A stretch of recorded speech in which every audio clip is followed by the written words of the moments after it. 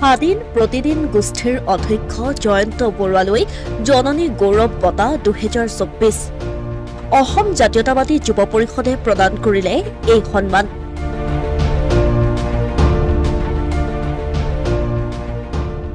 অসমৰ অন্যতম সংগ্ৰামী তথা জাতীয় সংগঠন অসম জাতীয়তাবাদী যুৱ পৰিষদৰ 23 সংখ্যক কেন্দ্ৰীয় প্ৰতিষ্ঠা দিৱসৰ কাৰ্যসূচীত বৃহস্পতিবাৰে উপস্থিত থাকে অসমীয়া প্ৰতিদিনৰ সম্পাদক তথা স্বাধীন প্ৰতিদিন গোষ্ঠীৰ অধ্যক্ষ জয়ন্ত বৰুৱা। গোলাঘাট নগৰত অনুষ্ঠিত এক গাম্ভীৰ্যপূৰ্ণ অনুষ্ঠানত স্বাধীন প্ৰতিদিন গোষ্ঠীৰ অধ্যক্ষ জয়ন্ত বৰুৱাক প্ৰদান কৰা হয় জননী গৌৰৱ বঁটা 2024। অসমৰ সংবাদ ক্ষেত্ৰখনত এক নতুন ধাৰাৰ সৃষ্টি কৰি সুস্থ নেতৃত্ব বহন কৰি সমাজ জীৱন আৰু জাতীয় জীৱন সমৃদ্ধ কৰাৰ লগতে হেমকোষৰ বেইলি সংস্কৰণ প্ৰণয়নেৰে বিশ্ব অভিলেখ গঢ়াৰ বাবে অসম জাতীয়তাবাদী যুৱ পৰিষদে জয়ন্ত বৰুৱাক প্ৰদান কৰে এই সন্মান। অসমৰ কিমান ভাল পালে নিজৰ জাতি আৰু নিজৰ ভাষাক কিমান ভাল পালে এজন মানুহে হেমকোষৰ দৰে অভিধানখন বেইলি সংস্কৰণ কৰিব পাৰে। এজন মানুহে কিমান ভাল পালে আপোনালোকে যদি চাই অসমৰ বাতৰি কাকতসমূহ চাই কেইবাটাও দশক জুৰি কেইবাখনো বাতৰি কাকতে অসমৰ আপোনালোকে পঢ়ি আছে, কিন্তু তাৰ ভিতৰত যদি চাই প্ৰতিদিন বাতৰি কাকতখন একেবাৰে সৰু খবৰৰ পৰা ডাঙৰ খবৰলৈকে অসমৰ হয়তো প্ৰথমখন বাতৰি কাকত হ'ব যিখন বাতৰি কাকতত একেবাৰে সৰু খবৰৰ পৰা একেবাৰে ডাঙৰ খবৰ প্ৰকাশ কৰা প্ৰথমখন বাতৰি কাকত নিশ্চয় হ'ব। অসম জাতীয়তাবাদী যুৱ পৰিষদে আগবঢ়োৱা জননী গৌৰৱ বঁটা 2024 গ্ৰহণ কৰি অসমীয়া প্ৰতিদিনৰ সম্পাদক তথা স্বাধীন প্ৰতিদিন গোষ্ঠীৰ স্বত্বাধিকাৰ জয়ন্ত বৰুৱাই কয়, এটা জাতি জীয়াই থাকে ভাষা আৰু সংস্কৃতিক লৈ। জাতীয় জীৱনক সঠিকভাৱে আগুৱাই নিয়াৰ ক্ষেত্ৰত নতুন প্ৰজন্মৰ দায়িত্ব আৰু কৰণীয় দিনে দিনে বৃদ্ধি পাইছে। আজি আপোনালোকৰ মাজত উপস্থিত হৈ এটা কথাই ক'ব পাৰোঁ যে জাতীয় জীৱনক সঠিকভাৱে আগুৱাই নিয়াৰ ক্ষেত্ৰত নতুন প্ৰজন্মৰ দায়িত্ব আৰু কৰণীয়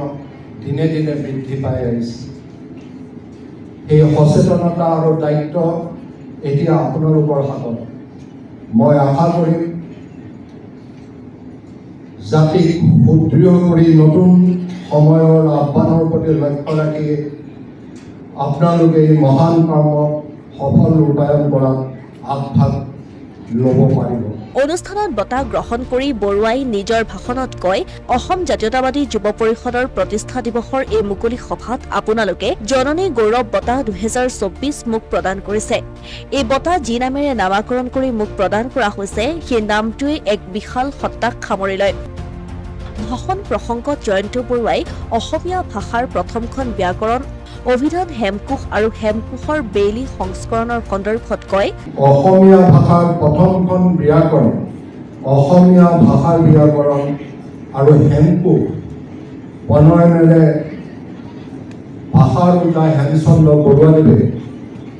অসমীয়া ভাষাৰ গভীৰ সংকটৰ সময়ত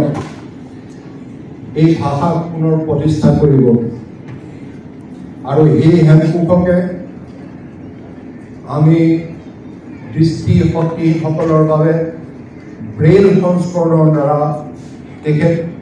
দৃষ্টিশক্তিহীনসকলক আলোকিত কৰাৰ এটা প্ৰয়াস কৰিছে।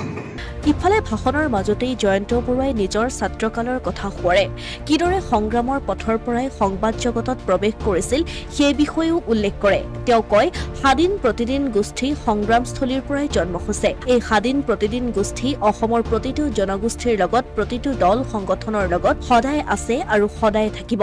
আজি মই মোৰ পুৰণা কিছু কথা মোৰ মনলৈ আহিছে। ময়ো আপোনালোকৰ দৰে ছাত্ৰ অৱস্থাত অসম জাতীয়তাবাদী যুৱ ছাত্ৰ পৰিষদৰ এজন সক্ৰিয় সদস্য আছিলোঁ আৰু সেই সময়ত সভাপতি আছিল আমাৰ এই গোলাঘাটৰে প্ৰয়াত প্ৰবীণ গগৈদেৱ। বহুকেইজন সাধাৰণ সম্পাদকৰ পিছত শেষত আমাৰ প্ৰয়াত বিপুল মহন্তদেৱ সাধাৰণ সম্পাদক হৈছিল আৰু সেই সাধাৰণ সম্পাদক বিপুল মহন্তৰ লগত মোৰ আন্তৰিক বহুত বন্ধুত্বপূৰ্ণ এটা তেওঁৰ লগত মোৰ আন্তৰিক এটা সম্বন্ধ আছিল আৰু সেই বিপুল মহন্তদেৱৰ চেষ্টা তেওঁৰ উপদেশ আৰু মোৰ ওপৰত তেওঁৰ যি হেঁচা দিছিল সেই তাৰ পৰাই মই প্ৰথম সংবাদ জগতখনক খোজ দিলোঁ এই বিপুল মহন্তদেৱে মোক স্বাধীন প্ৰতিদিন গোষ্ঠীৰ প্ৰতিষ্ঠাপক মুখ্য সম্পাদক তিলক হাজৰিকাদেৱৰ ওচৰলৈ লৈ গৈছিল আৰু তিলক হাজৰিকাদেৱে আমাৰ কথাত স্বাধীনৰ দায়িত্ব গ্ৰহণ কৰাৰ সন্মতি প্ৰদান কৰিছিল পৰৱৰ্তী সময়ত এই স্বাধীনৰ জন্ম হয় এই স্বাধীনৰ পৰা অসমীয়া প্ৰতিদিনৰ ৩-৪টা সংস্কৰণ তাৰপিছত প্ৰতিদিন টাইম ডিজিটেল ডেস্ক এই নন্দিনী আমাৰ আই মাতৃসকলৰ বাবে নন্দিনী আৰু ভাষা সাহিত্যৰ বাবে হাতখনি মেগাজিন আমি প্ৰকাশ কৰোঁ আজি এইভাবে এই কথাখিনি মই কৈছোঁ যে স্বাধীন প্ৰতিদিন গোষ্ঠীৰ এখন সংগ্ৰামৰ স্থলৰ পৰা সংগ্ৰামৰ জৰিয়তে স্বাধীন প্ৰতিদিন গোষ্ঠীৰ জন্ম হয় আজি এই স্বাধীন প্ৰতিদিন গোষ্ঠী অসমৰ প্ৰতিটো জনগোষ্ঠীৰ লগত প্ৰতিটো জনগোষ্ঠীৰ দল সংগঠনৰ লগত পূৰ্বৰ পৰা আছে আৰু ভৱিষ্যতলৈও থাকিব পৰিষদৰ আজিৰ এই মুকলি সভাৰ পূৰ্বে পুৱা পৰিষদৰ পতাকা উত্তোলন শ্বহীদ তৰ্পণ আদি কাৰ্যসূচী অনুষ্ঠিত হয় বন্তি প্ৰজ্বলনেৰে আৰম্ভ হোৱা সভাখনৰ আৰম্ভণিতেই এখন স্মৰণিকাও উন্মোচন কৰা হয়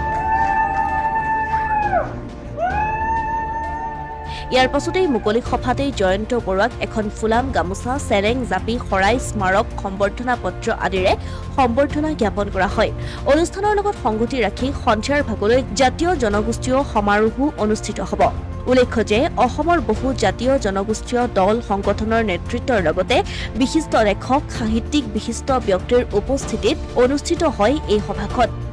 এই সভাখনতেই বহুকেইগৰাকী অগ্ৰণী মহিলাকো বিশেষ সম্বৰ্ধনা জ্ঞাপন কৰা হয় অসমীয়া প্ৰতিদিন ডিজিটেল সংবাদ গোলাঘাট